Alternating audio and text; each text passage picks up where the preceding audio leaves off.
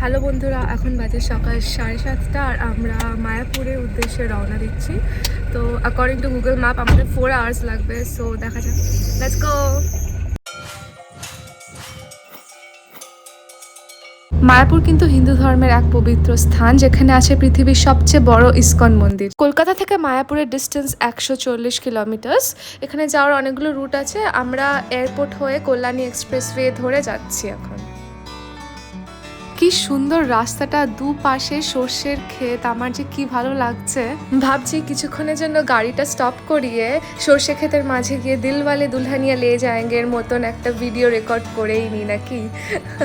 কিন্তু না, এখন স্টপ করলে আমাদের মন্দির দর্শন করতে দেরি হয়ে যাবে। সো পরে কোনো দিন করবো।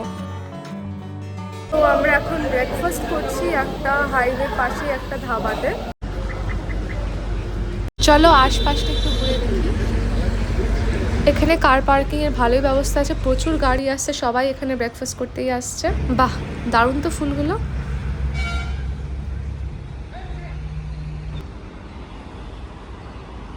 এই যে আমার বন্ধু চলে এসছে, সবাইকে হ্যালো বলে দাও।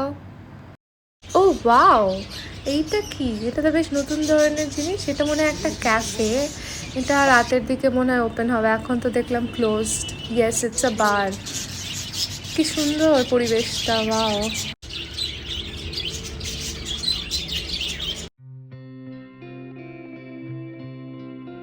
গরম গরম ব্রেকফাস্ট চলে এসেছে। আমরা নিয়েছি দোসা, এগ টোস্ট আর কচুরি ছোলার ডাল।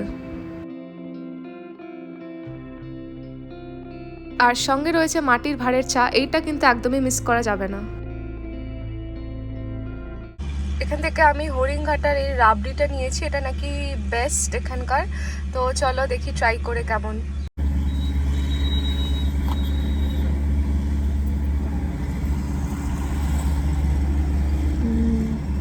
দেখে তো মনে হচ্ছে বেশ ভালোই খেতে হবে।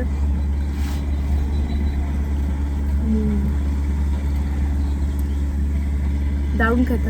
তোমরা যদি ট্রেনে করে মায়াপুর যেতে চাও তাহলে হাওড়া থেকে নবদ্বীপ ধাম অবধি ট্রেন পাওয়া যায়। সেখান থেকে তারপরে 10 মিনিট টোটো বা রিক্সা করে গঙ্গার ঘাট অবধি যেতে হবে। তারপর গঙ্গা পার হলেই ইস্কন টেম্পল পৌঁছে যাবে।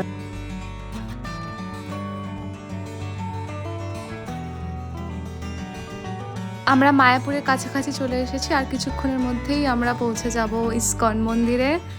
বন্ধুরা, আমরা ইস্কন মন্দিরে চলে এসেছি। এই যে এখানে এতগুলো টোটো দেখতে পাচ্ছ, এই টোটোতে তোমরা মায়াপুর ঘুরতে পারো। এগুলো মায়াপুর ঘোরাতে ভাড়া নেবে 350 টাকা। ওই যে ওই দেখো, সব থেকে বড় মন্দির দেখা যাচ্ছে গাড়িতে বসেই।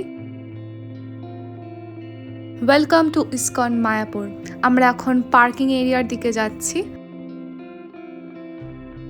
আচ্ছা, এখানে সবাই লাইনে দাঁড়িয়ে প্রসাদের কুপন কাটছে।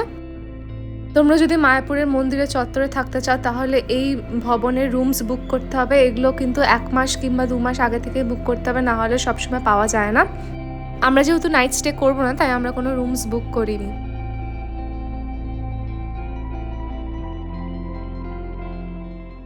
তো এখন বাজে দুপুর 12টা। আমাদের এখানে কলকাতা থেকে আসতে প্রায় 4 ঘন্টা থেকে একটু বেশি লেগেছে ব্রেকফাস্ট করে, আর রাস্তা একটু জ্যাম ছিল।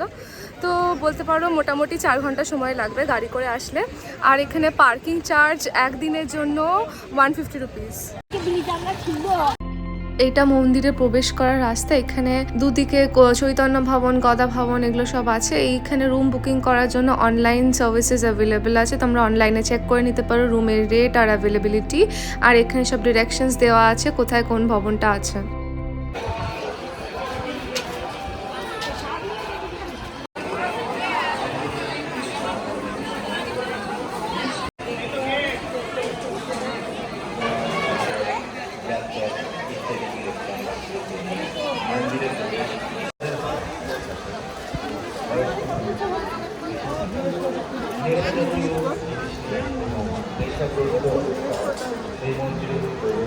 এই যে এখানে হচ্ছে মন্দিরের টাইমিং, দুপুর 1টা থেকে 4টে অবধি কিন্তু মন্দির বন্ধ থাকে, আবার রাত্রি 8:30টার সময় বন্ধ হয়ে যায়।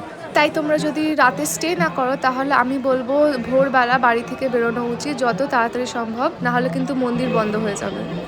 চারিদিকে বেশ সুন্দর ফুলের গাছ রাখা আছে, খুব ভালো লাগছে দেখতে। এটা হচ্ছে মেন মন্দির, ভেতরে মোবাইল বা ক্যামেরা অ্যালাউড না, তাই তোমাদের ভেতরটা দেখাতে পারলাম না। জুতো, মোবাইল, ব্যাগ সব রাখার জন্য মন্দিরের পাশে একটা ফ্রি কাউন্টার আছে। আর এইটা হচ্ছে নতুন মন্দির, যেটা নাকি ওয়ার্ল্ডের লার্জেস্ট ইসকন টেম্পল। এটা আমি যখন গেছিলাম তখনও চালু হয়নি, কিন্তু এখন তোমরা যারা যাবে তোমরা কিন্তু এই মন্দিরের ভেতরেও যেতে পারবে। তাই এই ব্লগটা দেখতে দেখতে তোমরা জলদি জলদি মায়াপুর যাওয়ার প্ল্যানটা বানিয়ে ফেলো। বেশ ভালোই ভিড় হয়েছে। আমি 5 বছর আগেও একবার এসেছিলাম, তখন কিন্তু একদমই এত লোক ছিল না। এবার একটু বেশি ভিড় দেখতে পাচ্ছি আমি। এখানে একটা গীতা মেলা হচ্ছে, প্রত্যেক বছর ডিসেম্বর জানুয়ারিতে এই মেলাটা হয়। আপনাদের কাছে কারো কোনো কোশ্চেন আছে কিনা? তাহলে এখানে বিশ্রাম। এখানে গীতা এক্সিবিশন হচ্ছে।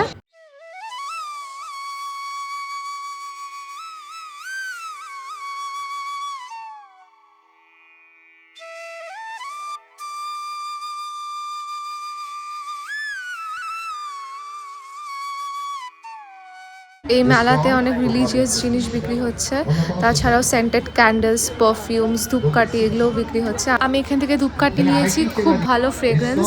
I highly recommend this. এখানে গোবিন্দাস নামের একটা খুব ফেমাস পিওর ভেজ রেস্টুরেন্ট আছে। আমরা লাঞ্চটা এখান থেকেই করে নিয়েছি। খুব টেস্টি এবং রিজনেবল প্রাইসে পাওয়া যায় এখানে খাবার।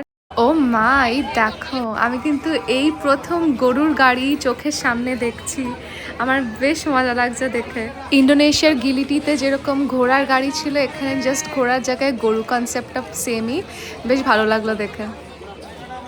ফুল ডোম থিয়েটারে 360 ডিগ্রিতে স্পিরিচুয়াল মুভি দেখানো হয়। 20 মিনিটের শো হয় আর 40 টাকা করে মাথা পিছু। ভেতরে 108টা সিট আছে আর ফুললি এয়ার কন্ডিশন। আমি দেখেছি, বেশ ভালোই শোটা।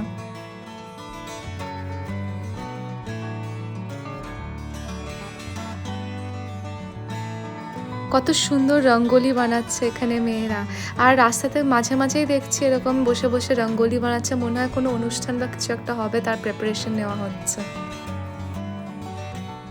আর এটা হচ্ছে মিউজিয়ামের ভেতরে আর গেলাম না, কারণ দেরি হয়ে যাচ্ছে, আবার কলকাতা ফিরতে হবে। অলরেডি 5টা বেজে গেছে। আমি সাজেস্ট করব তোমরা হাতে সময় নিয়ে আসো, একদিন নাইট স্টে করে ভালো করে মায়াপুর ঘোরো। এখন আমরা যাচ্ছি টোটো করে আমাদের কার পার্কিং এর দিকে। আজকের ব্লগটা এই অবধি। ভিডিওটা ভালো লেগে থাকলে লাইক, শেয়ার অ্যান্ড সাবস্ক্রাইব। আবার নেক্সট ব্লগে দেখা হবে। বাই।